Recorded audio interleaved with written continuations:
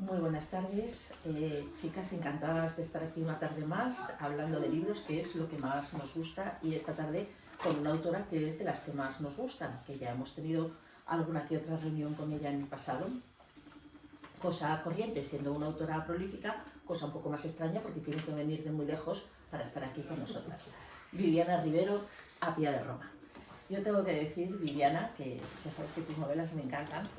Hemos publicado 3 ya en Espasa anteriormente, y esta me gusta especialmente por varias razones. La primera, porque me encanta la novela histórica. La segunda, porque me gusta mucho la novela histórica protagonizada por mujeres, que es una cosa mucho más escasa. Y la tercera, porque si hay algo que me gusta más que la novela histórica o la novela histórica protagonizada por mujeres, es las autoras que se ponen retos. Y Viviana se ha puesto un reto aquí muy complicado, muy difícil, y del que sale totalmente airosa, de sobresaliente matrícula de honor. Ella tiene una trayectoria súper consolidada de autora de éxito en Argentina, con una fórmula realmente difícil, que es hacer novelas enganchantes, súper atrapantes, siempre protagonizadas por mujeres, más bien de un mundo contemporáneo, muchas veces ambientadas en Sudamérica, Europa, en fin. Pero ahora se nos ha ido 2000 años atrás y a un mundo, bueno, completamente desconocido. Y ha puesto todas las virtudes que le conocíamos en las anteriores novelas, las ha aplicado a una novela histórica como Dios manda, como a nosotras nos gustan, absolutamente bien documentada y, sobre todo, entretenidísima. Entonces yo estoy segura de que, a pesar de su volumen, que puede imponer en un primer momento, os habrá pasado como a mí, que la habéis leído sin poder soltarla. Y estoy segura de que, además, como buenas lectoras que sé que sois de novela histórica y grandes fans de Viviana, le vais a sacar chispas. Así que, adelante, aquí disparad. No sé por qué lo sabes, Miriam. Sí, no sé, alguna idea tengo. Sí, alguna idea. No. Ya nos vamos conociendo. Bueno, ya ves, somos muy fan de la novela histórica, somos muy fan de la novela romántica, somos muy fan de Viviana, claro. Y ella lo sabe. Estamos en una salsa... Desde la magia de la vida, lo hemos estado hablando antes, además, este es el 4º libro. Y yo se lo he estado comentando antes, digo, es que es totalmente distinto. O sea, que te has puesto un reto y has creado un personaje impresionante. Apia de Roma, nosotros ya sabíamos que iba a escribir, porque ya no lo chivó, que iba a escribir...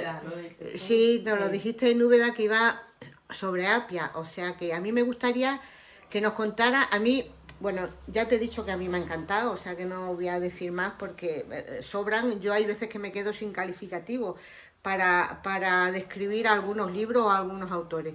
Yo soy fan total de Viviana, aquí en España yo soy la número 1, que no te quepa duda.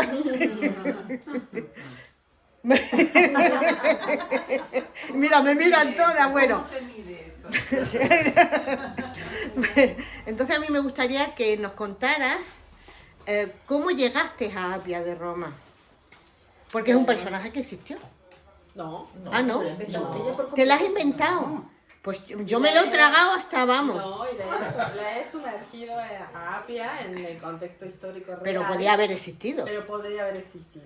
Porque todo lo que yo venía estudiando, lo que venía investigando, me mostraba que una vida como la de Apia sería una vida que bien podía pasar. Y no una vez, sino varias veces. Una mujer casada muy joven, que aprende a hacer algo de la tarea que hacía su marido, pero que no se la permiten, que queda viuda joven, que luego se enamora. Sería algo propio de una mujer romana. Ella, Apia, no existió, pero todo ese contexto que la va envolviendo a ella, que es el comercio con las perlas, con las margaritas. Yo no sé si lo has leído o no, para no... Sí, no, aquí sí. Está leído. Ay, no sé si los dos que han entrado lo han leído, pero... No, bueno. Pero es igual, los spoilers son buenos. Pero lo leeré. Sí. Bueno, y entonces todo lo que, el contexto ese del comercio de las perlas, de estas perlitas así, que se llamaban margaritas, ¿no? Habrán visto en el libro. Todo eso era real, todo eso es verídico. Lo que cuento de Octavio, sí, ¿no? Todo eso también es verídico. Están los personajes reales, las esposas que tuvo Octavio a lo largo del libro, van a ver, creo que son como 3, también estudiadas, No, sí, describes muy bien la vida la de todos última que ellos. era envenenadora, ¿no? Que era una Pues no le experta. envenenó a él. Una pieza. Ya- Sí, sí, sí. Y lo de Julio César. Y lo de Julio César, Lo que de Julio también era César. muy interesante porque yo lo uní con lo de Cleopatra. Claro. Yo quería mostrar, hacer un paralelismo entre la vida de Apia y la vida de Cleopatra. Dos mujeres enseñadas para ser fuertes, como correspondía, porque era un mundo de hombres. Entonces, si uno quería que su hija o quien uno amaba subsistiera en ese mundo, se le enseñaba a ser fuerte. Pero vemos una Apia que su mamá le enseña a ser fuerte, a Cleopatra le enseña su nana a ser fuerte, porque Cleopatra, la historia no habla de la madre, o murió en el parto o la asesinaron, es lo que se piensa, la madre de Cleopatra. Entonces la crió la nana y son dos mujeres enseñándole a ser fuerte. Apia empieza a usar un truco psicológico para ser fuerte, ¿no? Y Cleopatra era abiertamente fuerte, no necesitaba trucos ni nada, era una mujer de muchísima fortaleza, educada para gobernar, y creo que ahí estaba su fortaleza, en decir, yo no soy nada, yo soy el pueblo, yo soy Egipto. Entre ella y Egipto no había diferencia, ¿no? Entre ella y Egipto no había diferencia. Pero ¿y de dónde sacas el nombre, Apia? Y Apia sería un nombre que bien podría haber existido también en ese tiempo. Yo lo estuve estudiando, investigando, y porque se acostumbraba a repetir, ¿no? Ciertos nombres que se unían entre el apellido y el nombre, entonces Apia bien podía ser un Eso nombre. es así. Tenemos la Vía Apia porque Claro, sí, sí. la Vía Apia, uno de los primeros que Sí. la construyó fue Apio, entonces bueno. Sí. Claro. La hija de un Apio se Sería llamaría Claro. Apia. Claro, claro. Entonces, Qué yo bueno, dije, bien podía ser, y además Tú se nos repetía. haces, además, con esta novela, nos haces investigar en Google. Qué bien. Me encanta, investigan, y Sí, después dicen, ah, era verdad. la verdad. Me dicen eso, estuve leyendo, sí, es verdad. Lo que vos- Hombre, lo que te dicen. a mí no me cabe la menor duda que lo que cuentas es verdad, porque ya te conozco de otras veces. Pero, no sé, te haces mirar cosas, ¿no? Sí que es verdad que describes muy bien la vida allí. Y a mí, bueno, voy a hacerte una última pregunta, porque si no, luego yo, si no, a estas no las dejo. Oye, a mí la que me gusta, el personaje que me ha gustado mucho es la esclava, que no me acuerdo cómo se llama. Funisa. Oh, a mí esa, Funisa, bueno, sí. lealtad total, eso Desde el es. comienzo del libro, Sí. Funisa, yo sabía que iba a tener un papel importante. Por eso es que cuento cómo era la vida de los Sí. esclavos, cómo llega a la vida de Apia, Funisa, ¿no? Que es la esclava que tenía la misma edad que ella, cómo al comienzo Funisa no se atrevía ni a mirarla a los ojos a Apia, porque una esclava no podía mirar a su señora. Pero como a medida que avanzan los años y ellas van pasando muchas cosas juntas, empiezan a encontrar alguien incondicional para acompañarlas en la vida, una a la otra. Tú sabes que en la sinopsis hay un spoiler, ¿no? ¿Cuál? ¿Cuál? Hombre, el único apoyo de Apia es su fiel esclava Funilla. Pero tampoco Juntas, que sea un- espera. Juntas forjarán una alianza inquebrantable y lucharán por abrirse camino en un medio hostil. Ella será su única aliada y confidente cuando Apia se enamore de un atractivo militar. Ya nos ha chivado que se va a Pero eso enamorar. pasa desde muy al principio. Sí. Bueno, Tampoco te se lo les imaginas, puede- te lo imaginas cuando Pero si se no le disfrazan. decimos nada, A ver, después de que se enamore del atractivo militar, anda que Pero no yo pasa no he nada, leído la novela. sinopsis, te lo juro, no he leído la sinopsis casi hasta mediados del libro o por ahí. Sí. Digo, uy, digo, ya está, ya me la sí, Pero- no, ya me la he chivado. no me preocupa tanto porque a veces uno necesitas decirle algo, bueno, tiene algo de amor el libro adentro. Tiene Eso mucho. Es decirle, claro, es decirle para que la persona que está buscando lo encuentre. ¿no? A veces, Acá además los dos guapos, a ver, es que a ver. sí, venga, vamos a hacerlo bien. Estefanía, A mí me ha gustado mucho de principio a fin. Creo que es una mujer, ahora mismo sería una empoderada porque no necesita de ningún hombre para poder vivir. Cuando tú empiezas a crear la novela, ¿tienes fijo ya cómo va a ser cada personaje o les vas dejando que ellos te vayan contando?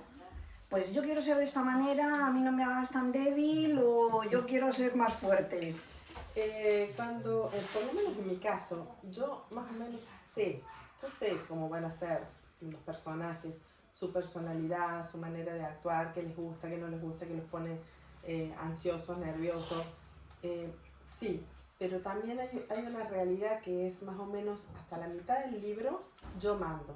Después de la segunda mitad del libro yo ya no mando, porque los personajes empiezan como a hacer cosas que yo digo, yo quería que ellos subieran el Everest. No, no va a subir porque la personalidad no permite que suba al Everest, ¿no? Entonces cosas que yo tal vez planeé al comienzo del libro, no, a partir de la mitad ya no puedo yo mandar mucho, sino que son vidas, son como vidas de personas que existen y que van pasando para que sea real, para que sea creíble, verosímil. Yo siempre digo, yo doy clases en la universidad en Valencia, online, en clases de literatura, y mis alumnos rinden conmigo la materia final, que es hacer una novela. Y siempre les digo esto, leer es como patinar. Si tú le pones algo que no es poco creíble, ya sea emocionalmente o porque se tropieza con un año, con algo que no tiene que ser, o con una costumbre, entonces es como ir patinando y meterse en un pocito, meterse en un bache, no sé cómo se dice aquí, ¿no? Sí. Entonces, lo que hay que hacer es al lector no molestarlo con nada. Tiene que patinar, patinar, patinar y no querer parar el libro. Eso es lo que yo trato de hacer el libro para que disfrute el lector, ¿no? Entonces trato que sea cuidadoso y que sea verosímil, no que diga, a mí como lectora me ha pasado de leer, no, bueno, esto no va a pasar. No, son baches, son pozos, te molestan.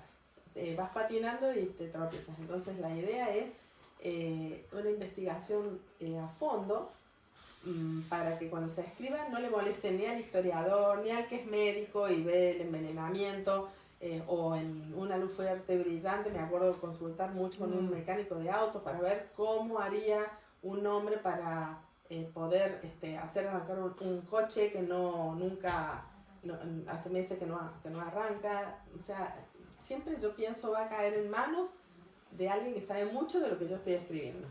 Entonces trato de investigar y que sea bien creíble, ¿no? ¿Alguna vez te has angustiado con tus personajes? Sí.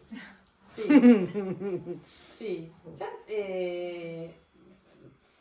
algunos, ahora estoy más fuerte. Tengo 14 libros, pero me recuerdo, yo una sola vez lloré por uno de mis libros, no está aquí, se llama Lo que no se dice.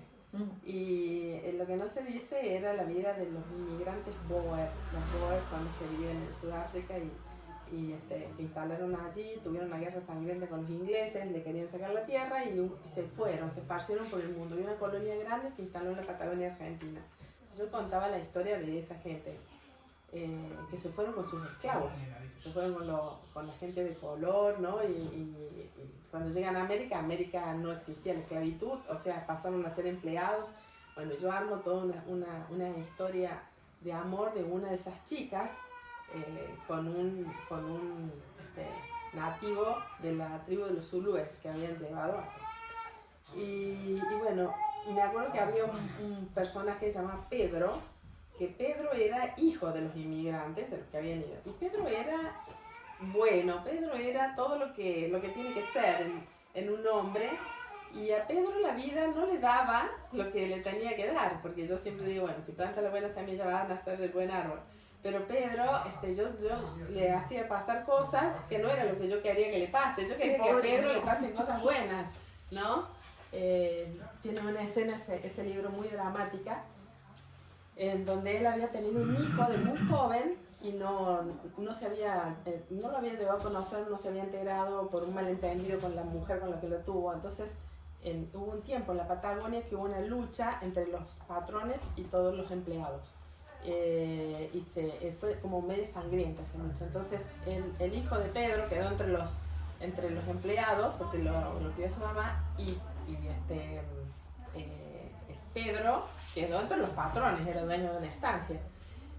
Y entonces hay una lucha que lo toman a él de rehén, y en un momento se quiere soltar y empieza a pelear, y le ve al hijo el broche que tenía de que él le había dado a esa mujer que había amado.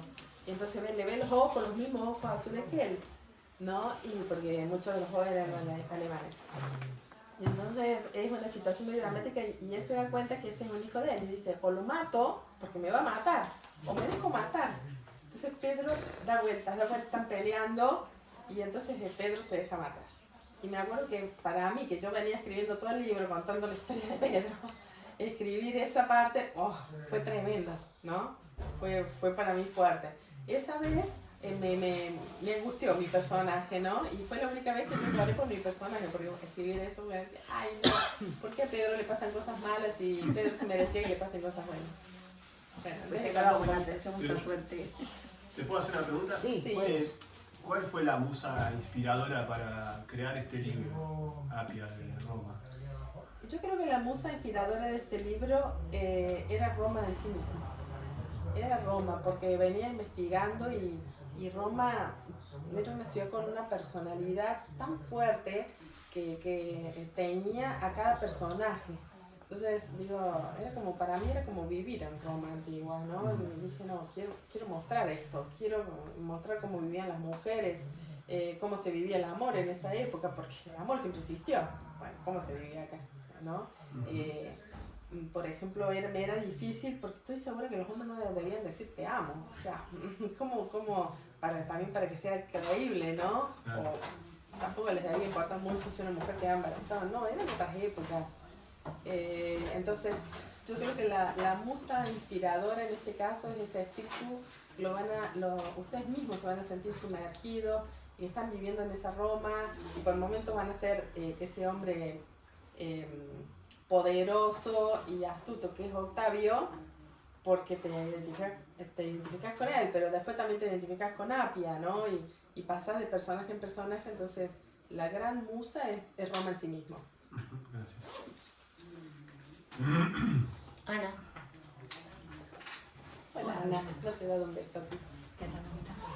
Bueno, pues vamos a ver, yo sabes que los libros que he tenido la suerte de conocer y comentar contigo a mí me han fascinado por esa mezcla tan apasionante y tan bonita que siempre haces entre novela sentimental, novela social, cada una en un país, en un ambiente diferente, y ese toque que siempre le das de realismo mágico que a mí me vuelve loca en tus novelas. ¿Dónde has puesto aquí ese toque de realismo mágico? ¿Dónde lo has cargado? ¿Qué dicen ustedes? Yo no digo nada. Yo no digo nada. No sé, no lo tengo presente, pero sí, muchas veces, ¿no?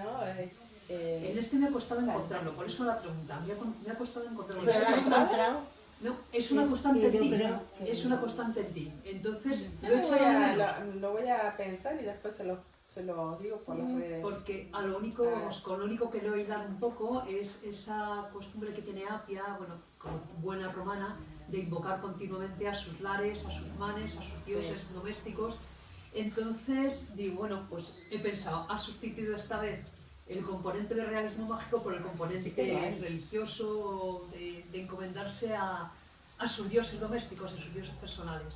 Creo que sí que lo hay porque lo que te vas es a... Los romanos tenían fama en la antigüedad de ser el pueblo más supersticioso de los que habían existido.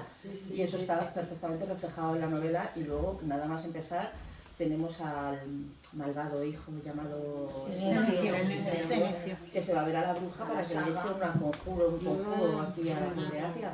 Y cuando la bruja intenta hacer el conjuro no puede. Es verdad. Sí, es verdad, ahí está.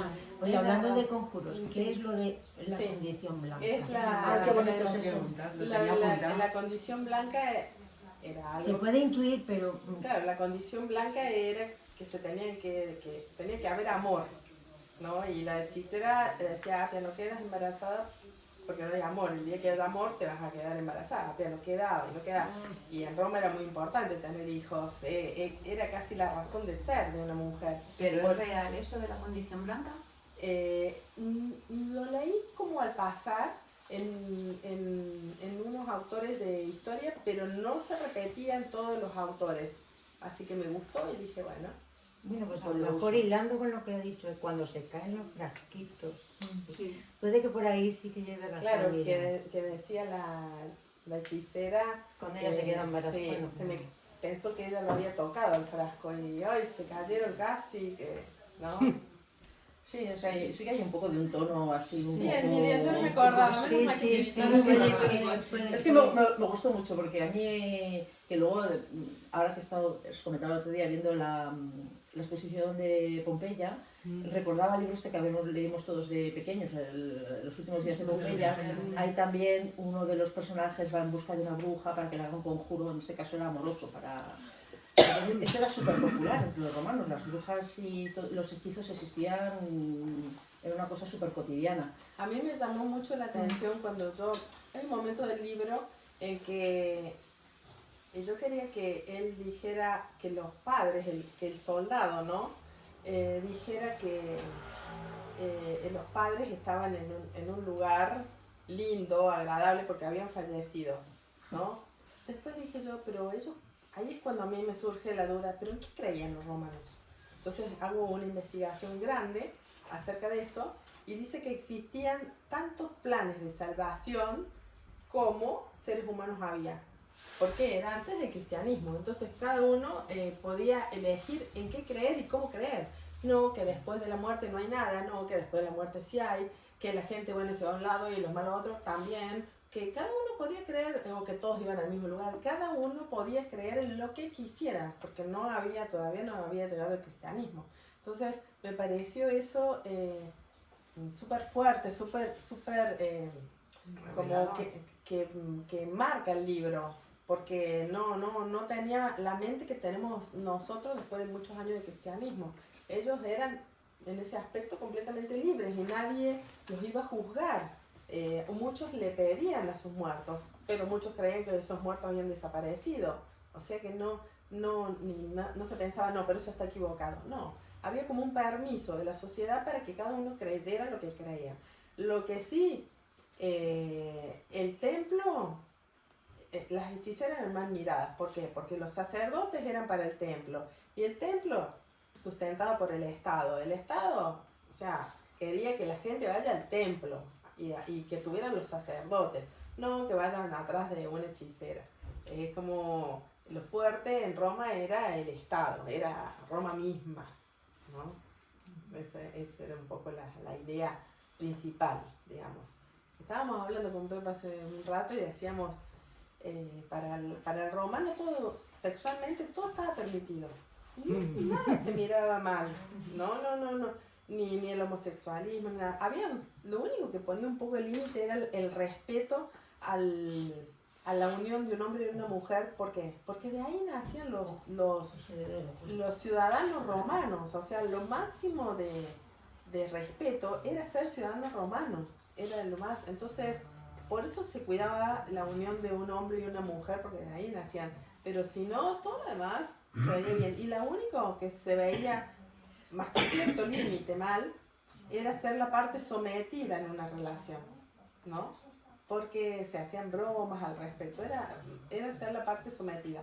Muchas veces una mujer prefería satisfacerse con esclavas y no con un esclavo, porque no quería ser la parte sometida y que el que la iba a someter era un esclavo, un hombre y era esclavo.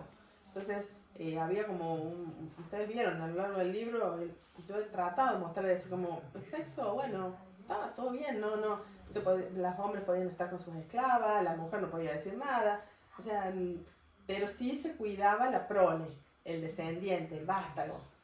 ¿No? Al fin y al cabo es lo que nos garantiza que su sociedad se perpetúe y siga teniendo un índice de continuidad. Sí. Pero vamos, que sí, que fama tenían de ser absolutamente libertinos en ese sentido. O sea, hay algo que me gustó y me llamó la atención, a ver si a ustedes les pasó lo mismo.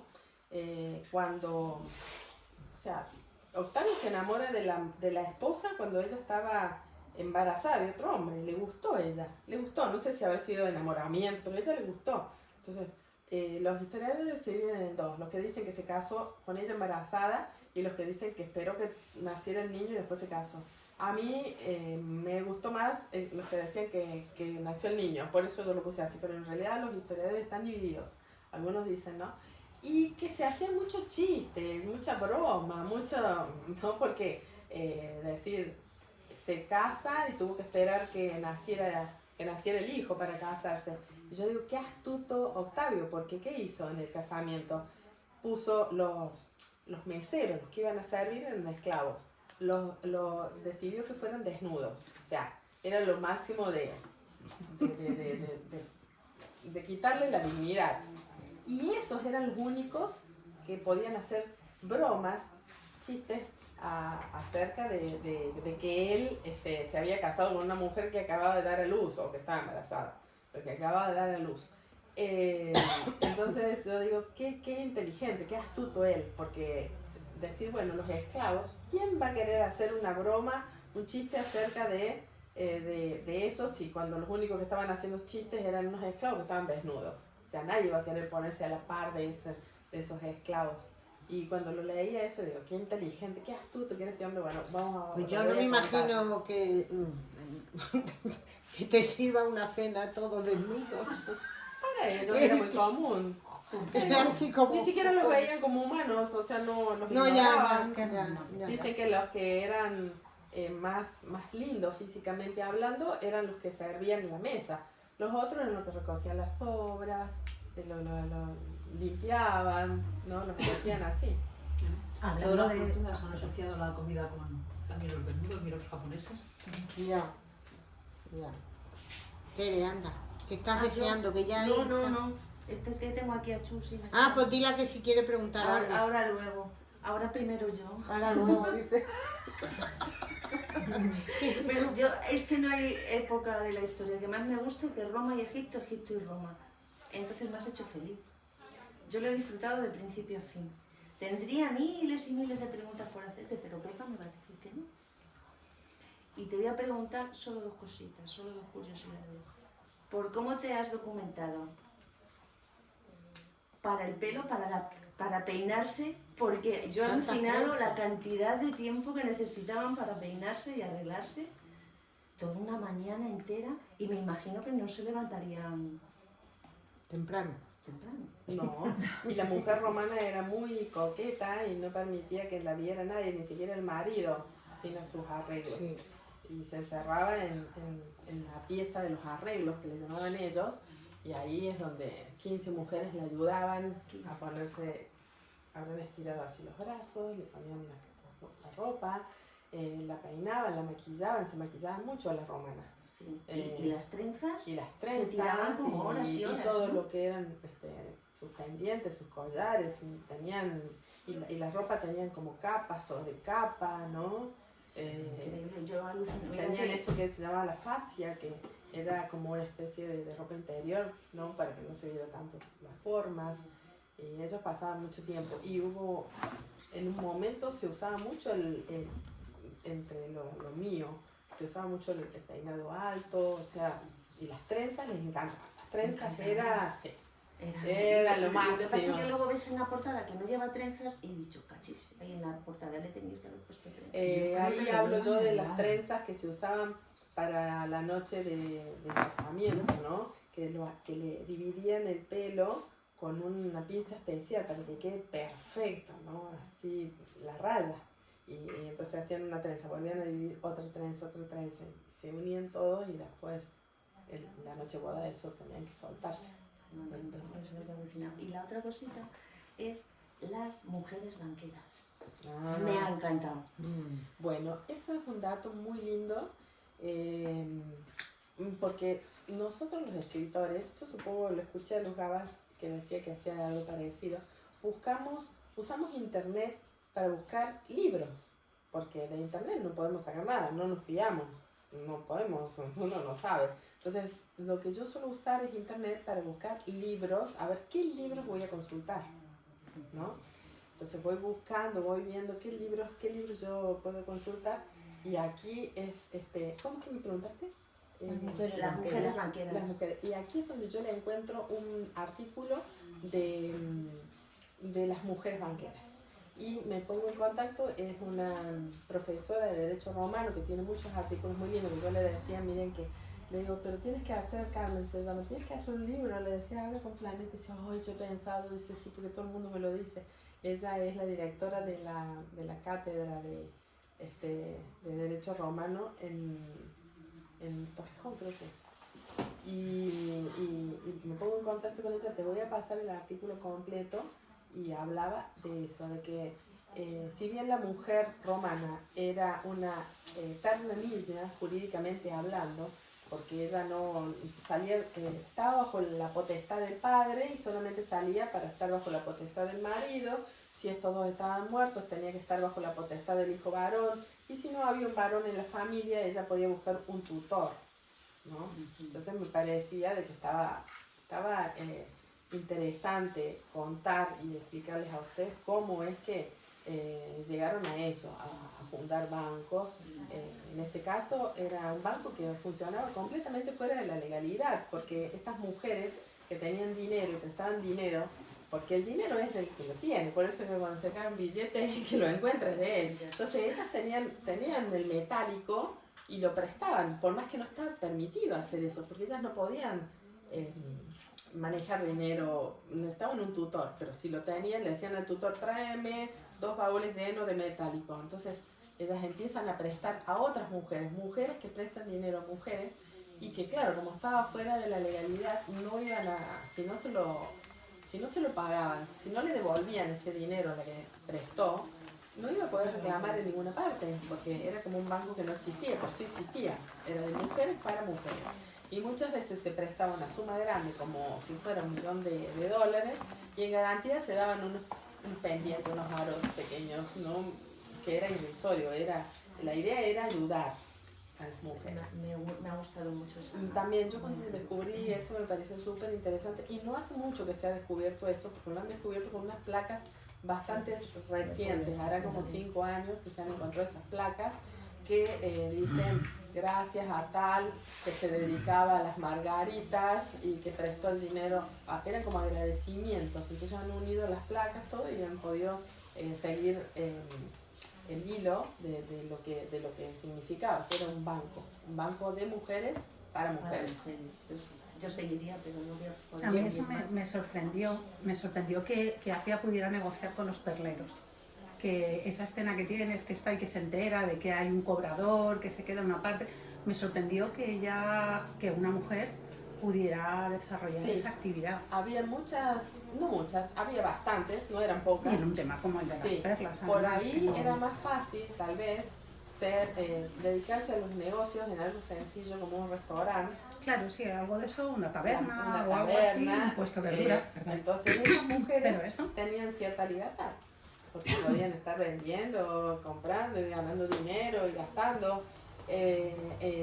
Los negocios grandes también había mujeres que se dedicaban a los negocios grandes. Pero claro, ya se mueven intereses grandes, casi es como si fuera ahora. Viene un comerciante nuevo y los otros se ponen nerviosos, no importa si sea hombre o mujer. Y en este caso, que era una mujer, y mucho más, se ponían nerviosos y no les gustaba la idea.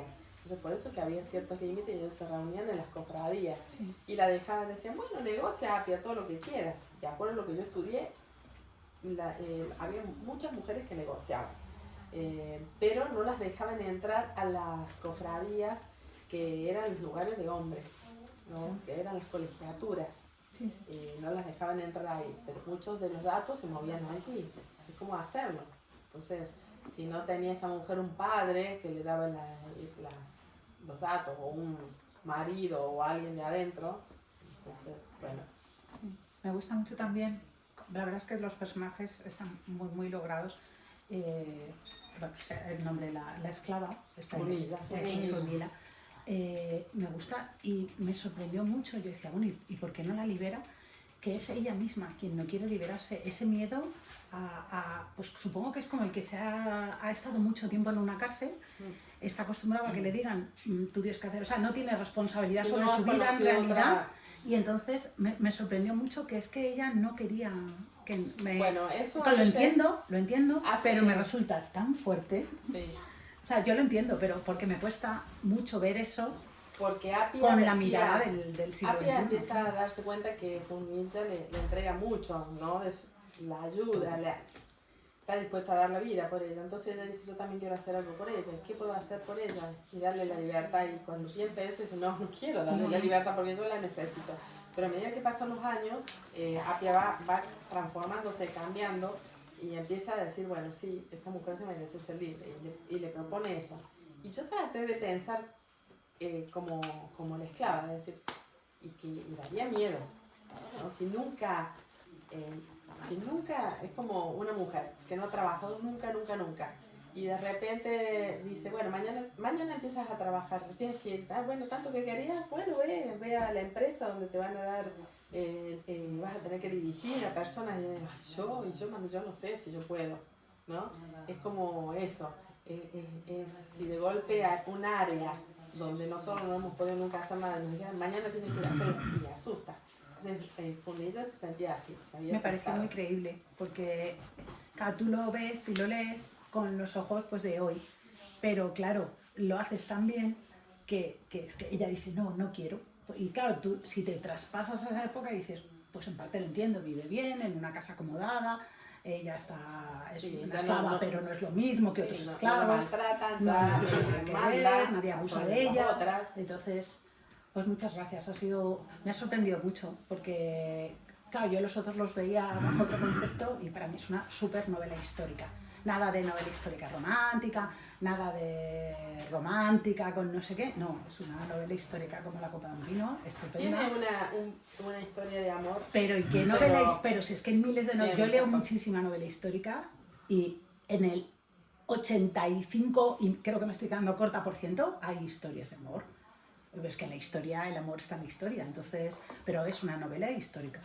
Para mí, sí, tiene con sus toques de amor, como hay en otro, pero muchos datos, vamos, a mí me ha gustado y mucho. muy cuidados. Para mí es una novela. Yo a mí si me dijeran qué es, pues yo diría, pues una novela histórica. Sí. Para mí, yo la definiría tal cual, así. O sea que muchas gracias porque disfruto apuntar. Te voy a darte las gracias, que no me ha dado tiempo a dártelas, porque la disfruto muchísimo. Desde Barcelona, mira, a Chus. ah, que está en Barcelona, pero ahí... Hola, Chus. Ahí. Espera, dale para... Ahí. Claro, nos está viendo a nosotros. Ah, bueno. Un gusto.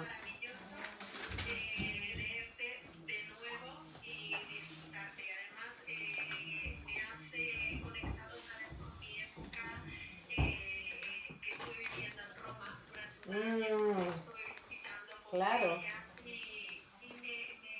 Esos murmullos de Roma, ¿cómo tienes documentado? Porque realmente existían, o sea, en Pompeya aún quedan restos de esos murmullos, de esas críticas, sátiras, que no solamente estaban en el teatro, obviamente. Sí.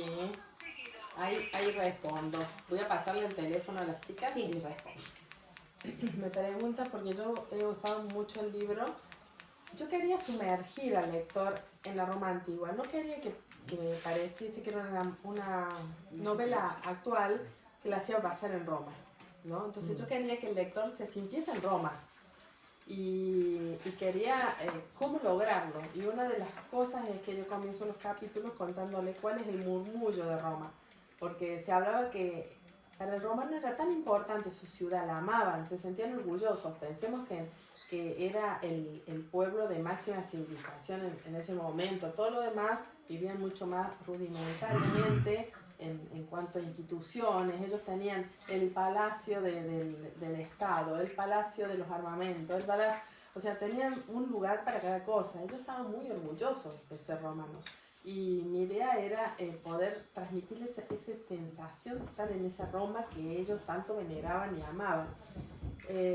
Y me gustó lo de los murmullos porque se hablaba que Roma tenía una personalidad y que era como una mujer. Y los murmullos, lo que se oía en Roma, delataba el estado de ánimo de esa mujer, decían, ¿no? Roma es como una mujer que delataba su estado de ánimo a través de los murmullos, de lo que los tenía preocupados o los tenían contentos porque venían los juegos, o bueno, cuando se pasa de república así a imperio, dice que las estatuas sangraban, que se llenó de moscas negras, todas cosas que no creo que hayan pasado, pero pero era lo que se hablaba y todo, estaban todos bulliciosos, ¿no? Preocupados por eso.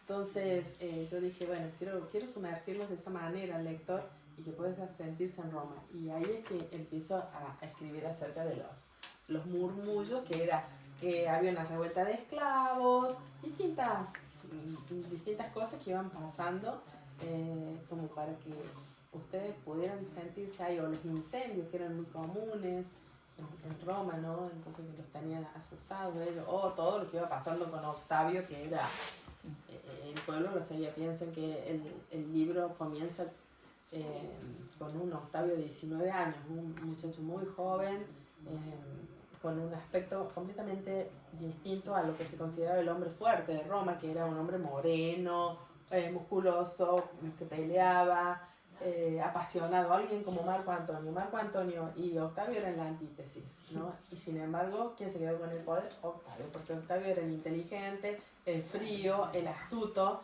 y logra ser el primer emperador, y que todos estén conformes con que él sea el emperador, ¿no? Y que parezca que le dieron el poder y no que él lo tomó. Sin embargo, lo tomó, pero hizo que pareciera que se lo daban realmente el poder. Entonces, bueno, eso es algo que está bien claro y está lindo, y lo pueden leer tranquilos también, porque es como todo lo que yo les cuento es verídico. Y miren, yo me leí el libro entero para documentarme acerca de la batalla de Accio. La batalla de Accio es esa gran batalla entre Octavio, que venían amenazando que iban a pelear porque siempre estaban ahí llevándose mal, pero se necesitaban entre Marco Antonio y Octavio. Finalmente se da la batalla verdadera, grande, fuerte, porque hubo como algunas pequeñas batallitas, pero esa gran batalla es la batalla de Accio, y donde va a estar Apia, donde va a estar Cleopatra, ¿no? Están ellos y sus mujeres, y yo me acuerdo de haber leído todo el libro de la batalla de Accio, y yo la batalla de Accio a ustedes se las puse, yo creo que no llegó a 2 páginas, era una página, y metiendo los sentimientos que tenían los personajes míos, o sea, pero yo tenía que manejarlo muy bien a la batalla de Accio para que ustedes cuando la lean, o sea, y no hartarlos, porque también esos libros que son tan...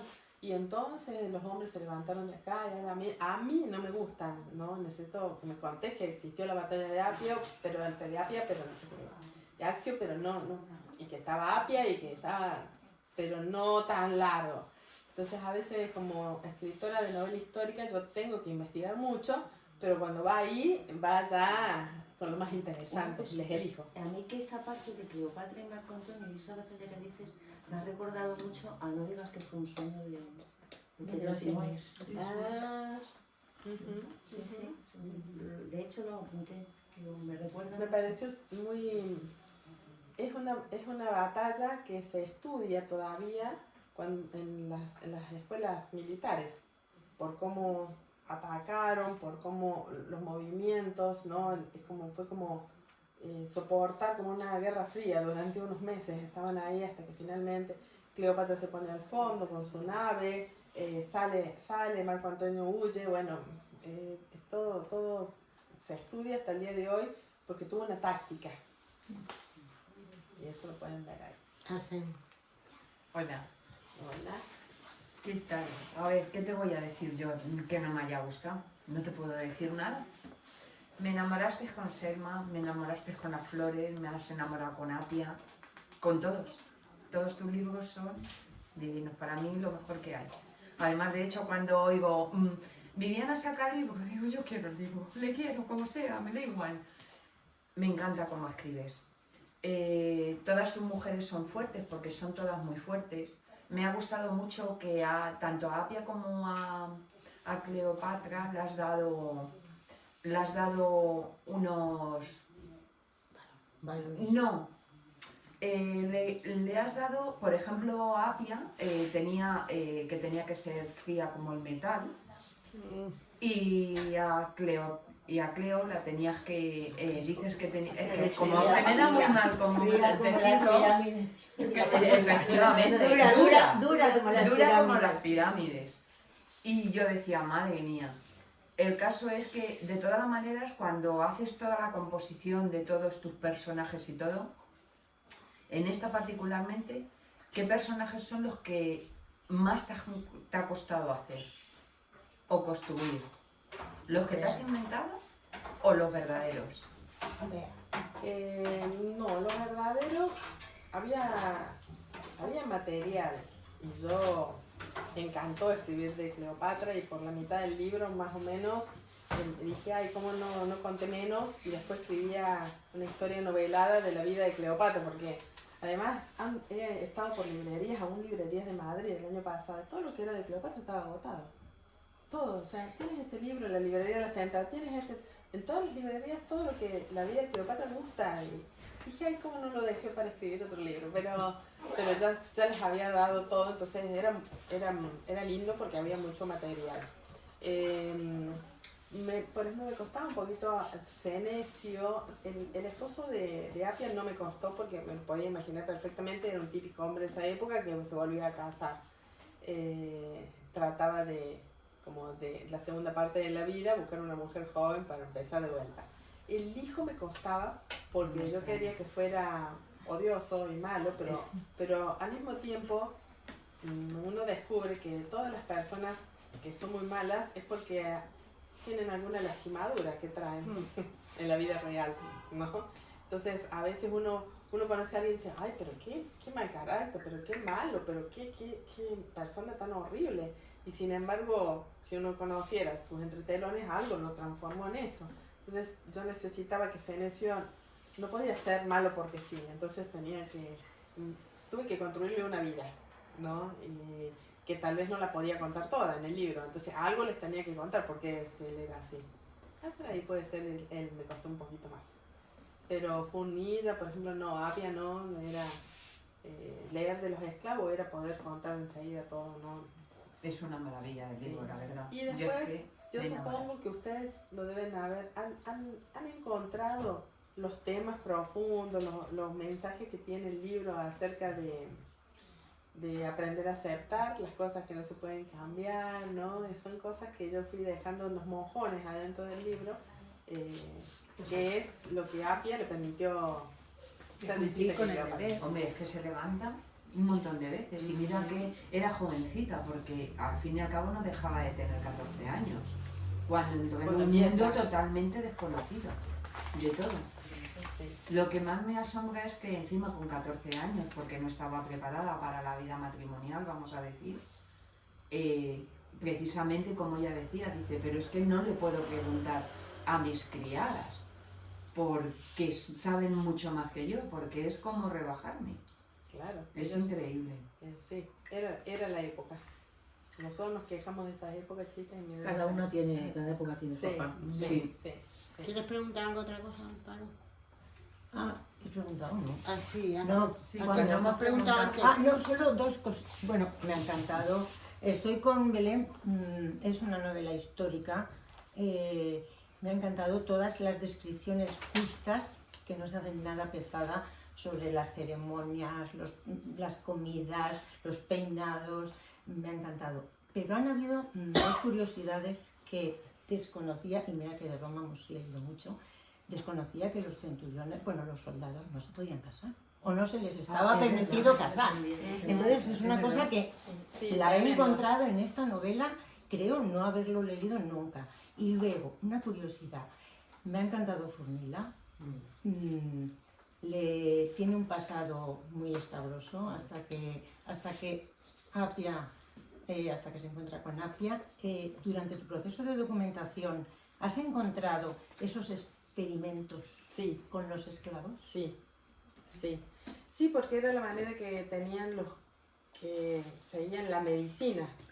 O sea, pensemos que ellos no los consideraban humanos. El esclavo no era considerado humano, sobre todo los que... O sea, al no tener la capacidad jurídica, ya dejaban de ser prácticamente humanos. O sea, lo que le daba la capacidad humana era decir, el ciudadano romano tiene capacidad jurídica, ¿no? Después venían los libertos, hasta lo último que eran los esclavos y los esclavos de tareas más viles. Pero entonces el que había dado su vida a la medicina y tenía derecho a hacer lo que quisiera con sus esclavos. quiera usarlos para hacer los experimentos, ¿no? Entonces, Desconocía que en Roma sí, pudiera verlos. sí. ¿Y lo de los soldados? ¿Por qué no se les permitía casar? No se les permitía casar porque mientras estuvieran en actividad, cuando ellos se jubilaban, podían casarse. Pero era porque los querían pensando en la Para guerra, la no guerra. en me quiero salvar para ir a volver a mi esposa, a mis hijos. ¿No? Los querían con la mente ahí 100%. Pero sin embargo, dice que muy cerca de donde se hacía el campamento de los soldados, siempre había mujeres. Algunas eran También lo prostitutas. dice, sí. Y dice que muchas veces se terminaba alguno enamorando de una de ellas y que terminaba siendo la mujer de él. O sea, tenían hijos con esa y todo. Y cuando se jubilaban, que no se jubilaban como ahora a los 60, 65, se jubilaban a los 40, 45. Entonces, cuando ya terminaban, se pensionaban, le decían ellos, se pensionaban, les daban el retiro y entonces esa mujer era con la que se iba y ahí se casaban muchas veces, pero ¿Y no. por qué le sienta tan mal? O sea, una relación con una sirvienta, ¿vale? Pero con una patricia, ¿no? Sí, pero es que probablemente no todos aguantaban hasta los 40 para ver a ver qué Patricia con la que yo me puedo casar. Probablemente ya muchos estaban enamorados de la que tuvo cerca en la parte de su juventud, le crió los hijos, que lo apoyó, que cuando él estuvo herido lo cuidó, que cuando quería llorar porque todo salía mal lo consoló, ¿no? Y seguramente habrá habido casos de toda clase, uno que después dejaba, como puede pasar en la actualidad, que dejaba y que se iba con otra, pero dice que muchos, eso lo leí yo en las cosas de los historiadores, muchos, al fin de cuentas, esa que había comenzado como una prostituta se transformaba en la mujer propia de él. Pues enhorabuena, que la idea es muy Rocío. Hola, Rocío. Hola, ¿qué tal? Rocío, es la primera vez. Es la primera vez que te leo y la verdad es que me ha gustado mucho porque yo tenía una pregunta pero ya la has respondido tú. Porque es curioso porque yo cuando empecé a leer tu novela pensé que me iba a ocurrir, que no me desagrada, pero a veces me ocurre que estoy leyendo una novela histórica, pero para mí es tan actual, entre comillas, es decir, lo que me cuenta me recuerda tanto a la vida actual que se me olvida que estoy en la época tal o en el siglo tal, ¿no? Pero en tu caso no me ha pasado. Y te lo quería preguntar, pero más o menos respondí, es decir, ¿cómo has logrado que nosotros seamos como lectores los que viajemos a Roma y no Roma a nuestra actualidad, ¿no? Porque como te digo, me ha pasado con otras novelas, que ya te digo, no me disgusta, al contrario, me gusta, pero sí que es verdad que me tengo que acordar de qué año estoy o con qué siglo estoy, ¿no? Y eso te quería dar la enhorabuena porque para mí ha sido todo un descubrimiento, porque sí que es verdad que cada vez que abría tu novela me transportaba al pasado y yo sí que es verdad que no he sido, ahora sí lo soy, gracias a Pepa, pero no he sido hasta ahora gran lectora de novela histórica, es decir, era un género que yo tenía bastante olvidado y llevo un año muy bueno y con tu novela ha sido un gran descubrimiento, así que por eso enhorabuena, ¿no?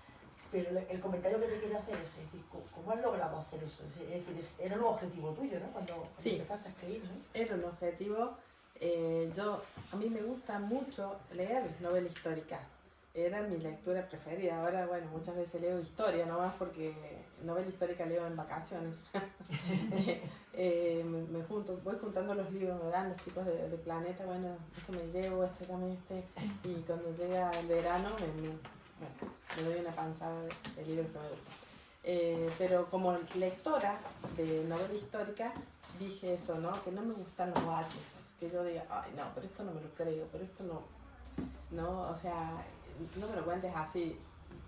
Es como casi como una serie que tiene que estar bien, que uno la ve y tiene que estar bien hecha para que tú te lo creas y no parezcan disfrazados, ¿no? Si es algo antiguo, que me ha pasado a veces apagar y decir, no, esto es horrible porque están disfrazados, no me hacen creer que están, el contexto, cuida cómo hablan, costumbres, ropa, ciudad, explícame más de la ciudad, explícame de las casas, pero tampoco me aburras, no me hables tanto que me aburra.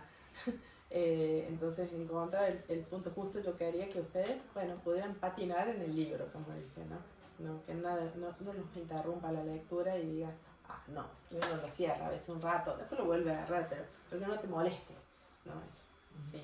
Y en el proceso de elaboración, o sea, por curiosidad, primero recabas toda la información y después quiero la novela, o al final durante la escritura de la novela tienes que buscar para añadir algún dato. Yo durante varios años antes de los libros voy juntando libros de lo que quiero escribir. Y cuando ya tengo suficiente, como me pasó con El alma de las flores, que tenía muchos libros sobre la guerra civil, ¿no? En este caso venía juntando muchos libros de Roma antigua. Y los leo todos. Y cuando ya los he leído, empiezo yo mi escritura. Pero yo tengo siempre, me acuerdo, había un libro, había uno de los, leí 32 libros. O sea, si había uno donde me explicaba tal cosa, ¿no? Donde me decía de la diosa tanto, y a buscar, ¿no? La verdad que encontré, yo trabajé con 32 libros, pero había 4 o 5 que eran preciosos para los que escribimos. Había uno de un italiano, Hugo, sin H, y él estaba traducido el libro y hablaba de las costumbres de los romanos. Ese libro me encantó, ¿no? Todo. Hay muchas cosas que no las puse porque puedo abrumar a ustedes, ¿no? Pero lo leía yo, me gustó mucho. Entonces, sí, primero me documento bien y muchas veces vuelvo después. Había uno de los libros, yo lo leí y muchas veces lo tengo hasta subrayado o pongo al lado, no, le pongo un corazoncito, mis libros están todos subrayados. Lo que está muy bueno va con un corazoncito al lado. Entonces, cuando voy buscando, igual tenía un corazoncito en alguna parte. Así es. Bien, enhorabuena. Hola, encantada de conocerte, siento haber llegado tarde, pero al trabajo. Que no sé si te lo han preguntado ya, es que a mí el libro me ha encantado. O sea, yo soy novela histórica 100%, me apasiona, aunque no es la primera vez que te leo, evidentemente, porque me encanta cómo escribes. ¿Cuál has leído antes? Pues me he leído, espera, estos dos. El de La magia de la vida, que me apasionó, fue el primero que leí. Por eso la conocimos. Claro. Ese me pareció una maravilla y una luz fuerte y brillante. Tú tienes que leer El alma de la... Sí, me lo has dicho 1000 veces, pero tengo que hacerle un hueco porque yo no doy más de mí. Pero vamos, este me ha encantado, sobre todo es que a mí el tema de Roma me apasiona. Y quería saber, no sé si te lo han preguntado ya, ¿por qué has elegido precisamente este periodo de Roma? Porque es una época, a mí personalmente, la que más me gusta, es apasionante, cuando nos hace poder Octavio, desde todo Julio César. Me gustó mucho esa época, porque en realidad cuando yo empiezo a investigar y todo, yo lo había leído en la escuela y después como los que yo soy abogada, cuando se estudia abogacía, hay derecho romano. Pero yo no me acordaba bien en qué momento es que se pasa de república, porque lo habrán visto en el libro. No es que hay un día que se pasó de república a imperio, sino que Octavio, que después se llama Augusto, fue empujando tímidamente, y una batalla y una ley y una necesidad de él, que lo necesitaran para algo hasta que se llega, ¿no? Entonces me pareció como que sí, yo creo que lo pudieron entender. Perfecto. ¿No? Eso de que el papá de Apia está viendo cuando lo asesinan en el Senado a Marco Antonio, a Julio César, y que le clavan las dagas y se cae, y entonces él dice, ahora me van a matar a mí, y se va a su casa, que tenía él ahí en el Palatino, en la parte alta, y está ahí y dice, bueno, o sea, ahora me van a venir a matar a mí, porque se acabó la república, o qué está pasando, o la república va a seguir en manos de estos hombres que son asesinos. Entonces él decide, mi esposa está enferma y si ella se muere, yo me muero, y ¿qué va a ser de Apia? Y entonces ahí es que él decide casarla. Y yo creo que me gustó eso de poder mostrarles cómo a veces algo que pasa en el país termina marcando la vida personal de la gente que vive en ese país, ¿no? Y después ustedes van viendo ese Octavio poderoso que usa ese poder para hasta para decirle a un marido, quiero, él podía elegir que la mujer que quisiera, quiero tu esposa una vez a la semana en mi cama, y era lo que hacía Octavio, y dice que se divertía haciendo eso, porque además le sacaba información a esas mujeres sobre los esposos que eran senadores. bueno, todo eso me pareció que eso les iba a hacer comprender el tema político, ¿no? El poder que él iba teniendo y cómo fue construyendo el que lo nombraran. Y cómo él lo que quería era quedar en los anales de la historia como el más importante, el que había dado las leyes, porque él da muchas leyes en beneficio de las mujeres, pero él se aprovechaba en cierto aspecto sexual, ¿no? Entonces, pero él quería quedar en los anales de la historia, él tenía esa intención, ¿no? Entonces sí, lo consiguió y creo que a lo largo de las cosas personales que yo voy contando, en donde uno la vida de Apia, el marido, Octavio, ustedes lo van entendiendo a la parte política. Sí, está divinamente, está fenomenalmente escrito. Y solo decirte nada más que me han encantado tus personajes femeninos por variar. Es que siempre los construyes de lujo. Y Apia y Furmila, bueno, magníficas. He disfrutado muchísimo, me ha encantado. No me puedo creer que no te hayan preguntado por uno. Por el Manius Marcio. Yo A ver. le he preguntado que por qué no se casaba. No, pero no lo has preguntado por él. Solo Bueno, porque es no que se aquí casaba. Es que no quería hacer un spoiler.